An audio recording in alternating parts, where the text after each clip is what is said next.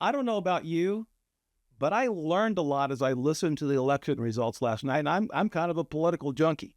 Now, I have to be honest with you. I am very thankful Kamala did not win. However, that doesn't mean I think Donald Trump can fix America. He may be able to fix the border and fix the economy. I certainly hope he can. But fix America, that, my friends, is above his pay grade. This is Brad Bright. Welcome to the God is Issue podcast, where I show how God is the issue in every issue. Now, last night, I was prepared to get on my knees and thank God by faith for the election of Kamala Harris. You see, I believe God rules in the affairs of men and of nations. I believe God is sovereign. I believe God never says, oops. So I can say thanks with confidence in all things. I remember back when Bill Clinton beat George Bush, what was 1992, winning the White House. And I was sitting with my dad in our sunroom when the networks proclaimed Bill Clinton the winner. I could see the pain on my dad's face, but he quietly slipped out of his chair, got on his knees, and thanked God that Bill Clinton won. You see, 1 Thessalonians 5:18 says, in everything give thanks. Did you catch that? In everything. That's what true followers of Jesus do, not because they feel good, but because they trust God. But folks, let's talk about the election for a moment, okay? Election day this year was not so much the end of a hard-fought political campaign as it was the beginning of a major cultural shift, a realignment.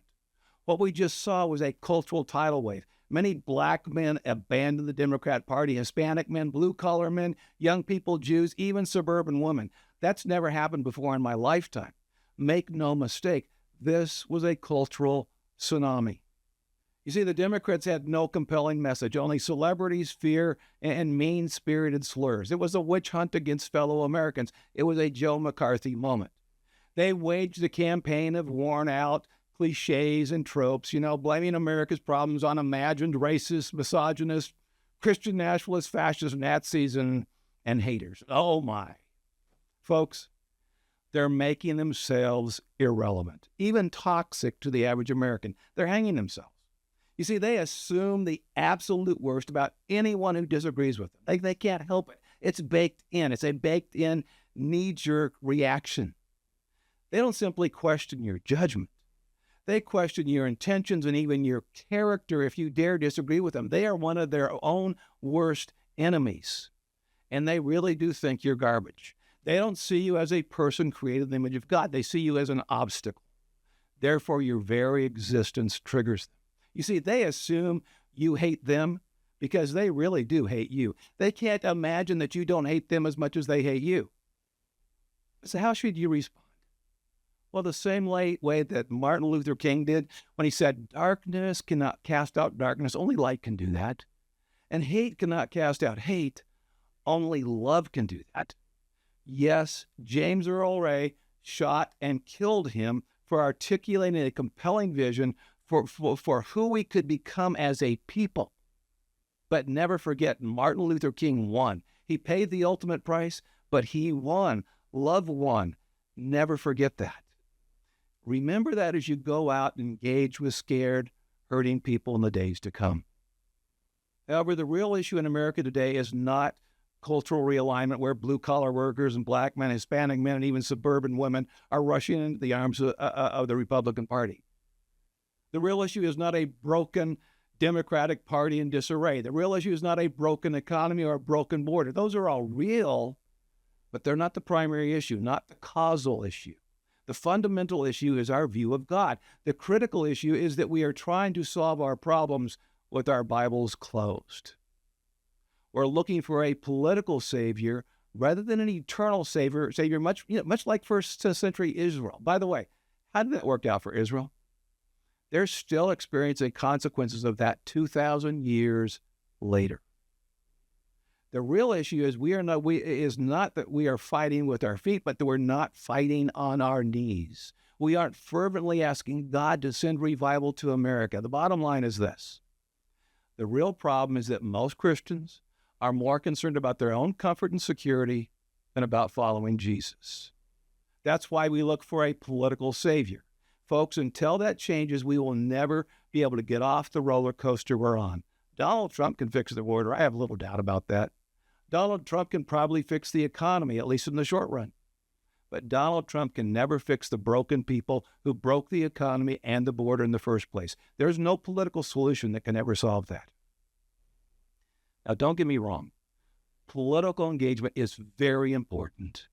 I hope you will always be a faithful steward to wisely invest the one vote that God gave you. But politics can only deal with symptoms. It can never fix broken people, which is the source of our cultural and economic brokenness. Only the gospel can do that. The reason I left politics and went into ministry is because politics can only address symptoms. It cannot heal the underlying brokenness. Folks, if we don't target the source of the problem, we will never solve the problem.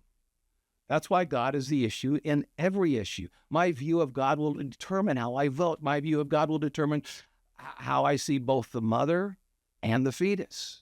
My view of God will determine how I view racism. My view of God will determine how I address sexual brokenness. My view of God will determine whether I see the problem as personal or systemic. My view of God will determine how I respond to people who hate me, and my view of God will determine whether I embrace survival of the fittest or love your neighbor as the basis of morality. Folks, as long as we continue to get God wrong, we will continue to get all these other things wrong as well. As long as we allow God to be relegated to the sidelines of culture, the culture will continue to slouch toward Gomorrah. You know, the massive survey that Baylor University published a few years ago made it clear that all of our cultural brokenness flows directly from our broken view of God. It's simple cause and effect. It's not enough to have a biblical worldview. You must have a biblical view of God himself. That's why God is the issue. As long as Christians value their comfort and security more than Jesus, we have nothing of substance to offer the world around us. As long as Christians believe it is more important to God that we be happy rather than holy, we will never be happy, at least not consistently. As long as followers of Jesus focus more on their circumstances than on Jesus, they will continue to look more like their pagan neighbors than like the Jesus they say they follow. Folks, perform your God-given responsibility to vote, but never look to politicians for your salvation. Sooner or later, they will let you down. They will disappoint you. Look to Jesus, the Savior of the world.